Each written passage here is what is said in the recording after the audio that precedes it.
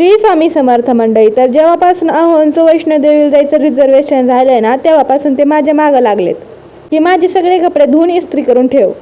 अजून ना त्यांना जायला 15 दिवस बाकी आहेत, पण त्यांचं नाही रडगाणं माझ्या मागं 15 दिवसापासूनच चालू होतं.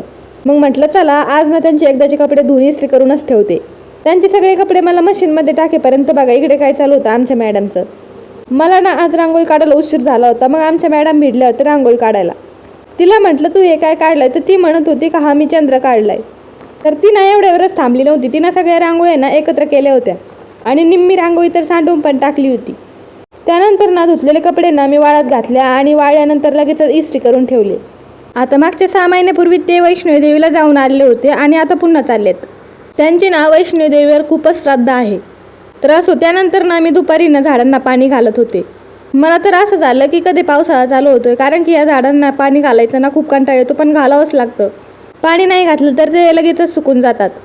आणि बघा या माझ्या छोटूच्या सीताफळाच्या झाडावर ना चिमणीनं घरटं केलंय आणि त्यामध्ये ना 3 अंडे पण आहेत. तर मग चला मंडळी, व्हिडिओ आवडला असेल तर लाईक सबस्क्राईब करायला विसरू नका. पुन्हा भेटूयात पुढच्या व्हिडिओमध्ये.